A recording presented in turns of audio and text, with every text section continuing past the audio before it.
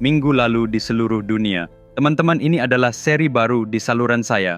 Setiap Senin malam jam 5, saya akan mempublikasikan video dalam siri ini. Saya akan menjelaskan berita paling menarik, keajaiban dan peristiwa unik dari seluruh dunia yang terjadi minggu lalu dengan cara yang paling menghibur.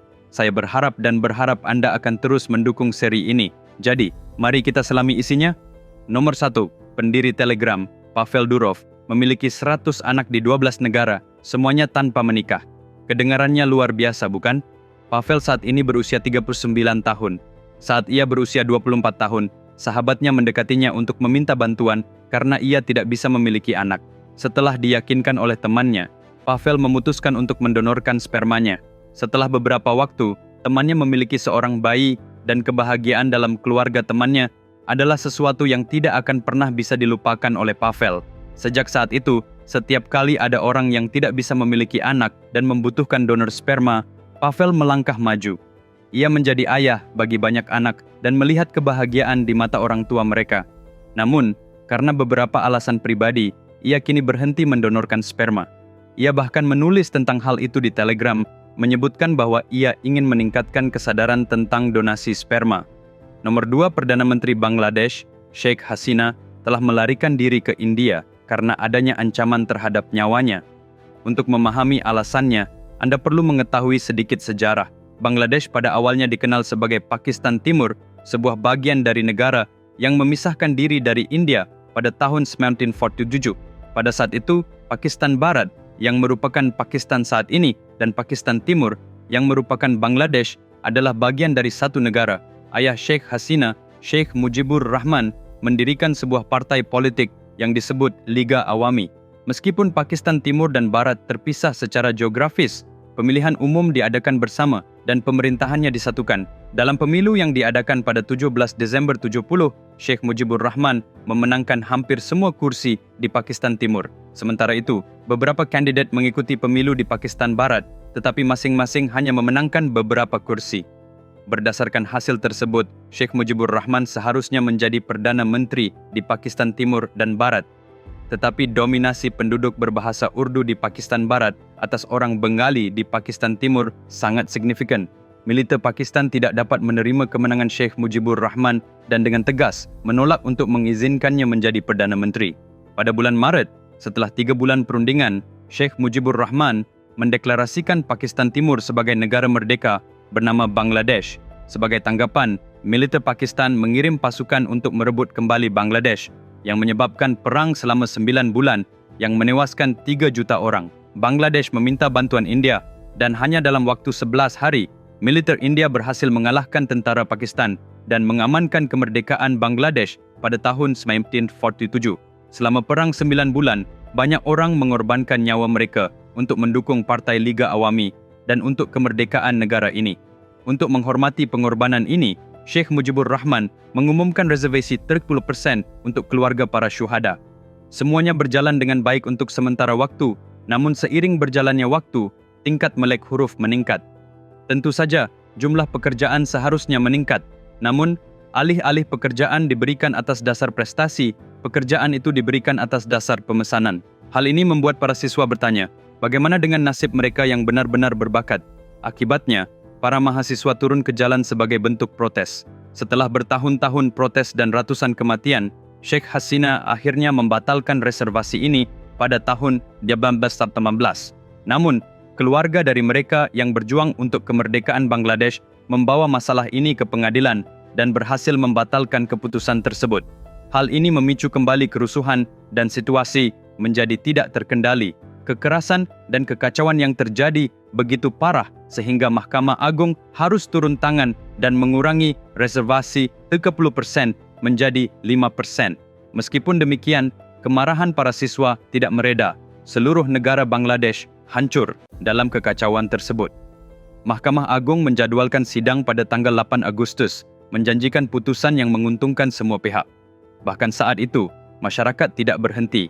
Tanpa ada pilihan lain, militer Bangladesh mengeluarkan peringatan kepada Sheikh Hasina, memberinya waktu 45 menit untuk mengundurkan diri dan meninggalkan negara tersebut. Khawatir akan nyawanya, Perdana Menteri Hasina melarikan diri dari Bangladesh dan mencari perlindungan di India. Anda mungkin bertanya, mengapa dia melarikan diri hanya karena peringatan militer? Militer yang sama telah membunuh ayahnya, Sheikh Mujibur Rahman. Tidak hanya dia tetapi juga seluruh keluarganya. Hanya 2 anggota keluarga itu yang selamat, salah satunya Sheikh Hasina. Perlu dicatat bahwa Sheikh Hasina sebelumnya pernah menjadi Perdana Menteri Bangladesh sebanyak 4 kali. Nomor 3, di dunia ini hanya ada 24 jam dalam sehari, tapi banyak orang yang menginginkan setidaknya 1 jam tambahan, bukan? Nah, hari itu mungkin akan segera tiba. Rotasi bumi dilaporkan melambat, dan para ilmuwan mengatakan bahwa di masa depan, kita mungkin akan memiliki 25 jam dalam sehari. Tapi perubahan ini tidak akan terjadi dalam waktu dekat. Setidaknya butuh waktu 200 juta tahun. Sulit dipercaya? Sekitar 1,4 juta tahun yang lalu, satu hari di bumi tidak 24 jam seperti sekarang, tapi hanya 18 jam dan 41 menit. Anda mungkin bertanya, bagaimana para ilmuwan bisa memprediksi hal ini? Dengan menggunakan teknologi laser cincin, para ilmuwan menempatkan instrumen sedalam 20 meter ke dalam bumi dan berdasarkan grafik yang mereka hasilkan, mereka memperkirakan perubahan ini. Ya teman-teman, apakah Anda berpikir bahwa hanya dengan membaca satu cerita yang sangat menarik dapat mengubah hidup seseorang? Dapatkah Anda membayangkan bahwa hanya dengan membacakan cerita ini kepada anak-anak Anda dapat mengajarkan nilai-nilai yang mereka butuhkan dalam hidup?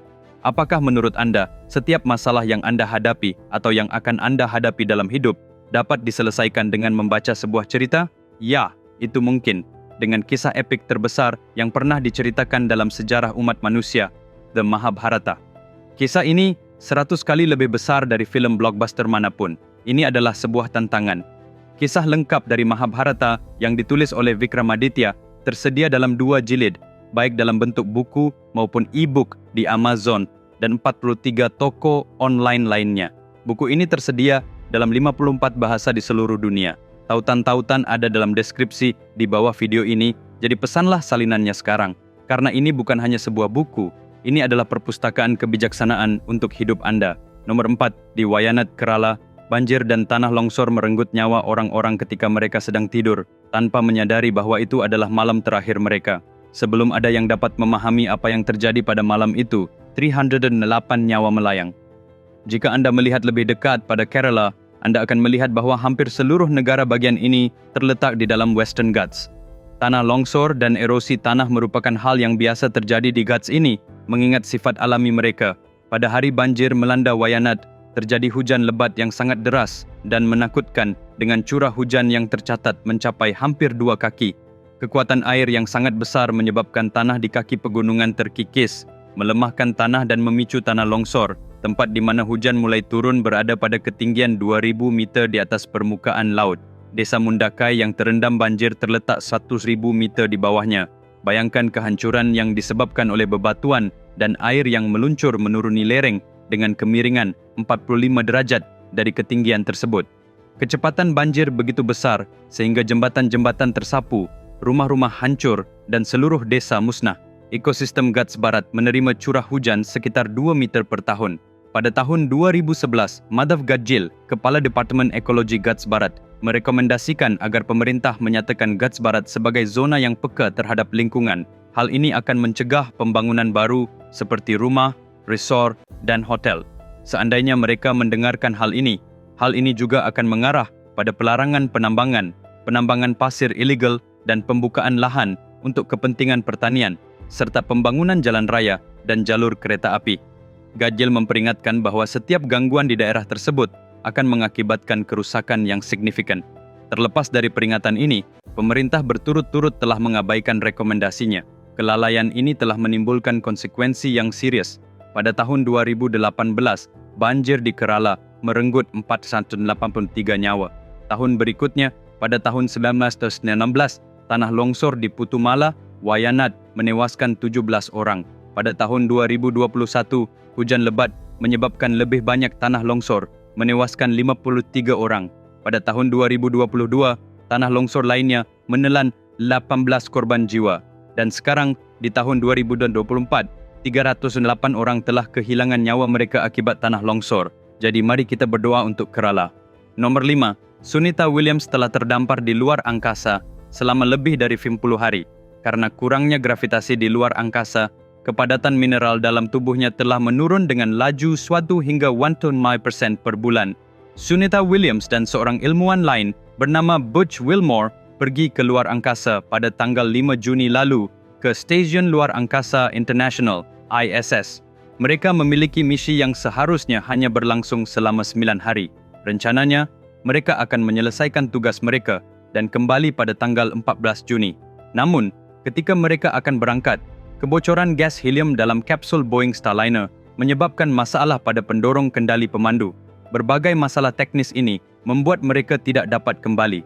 Tinggal lama di luar angkasa ini telah menimbulkan kekhawatiran tentang kesehatan Sunita Williams dan Butch Wilmore. Mengirimkan roket lain untuk membawa mereka kembali juga menjadi tantangan tersendiri, karena misi ini telah menelan biaya $4,5 miliar. Sunita Williams berusia 58 tahun dan waktu yang lama di luar angkasa dapat meningkatkan tekanan pada tulangnya, yang menyebabkan hilangnya kepadatan tulang. Selain itu, kondisi ruang angkasa tidak memungkinkan produksi vitamin D yang menyebabkan kekurangan kalsium dan ketidakseimbangan mineral yang semakin melemahkan kepadatan tulang. Ada juga kekhawatiran tentang kemungkinan masalah otak. Semoga saja dia segera pulang dengan selamat. Teman-teman, mari kita bertemu lagi Senin sore pukul 17 WIB. Jika Anda belum melakukannya, silakan pesan buku Mahabharata saya sekarang. Tautan ada di deskripsi di bawah video ini. Dan jika Anda belum berlangganan ke channel saya, silakan segera lakukan. Sampai jumpa dan sampai jumpa.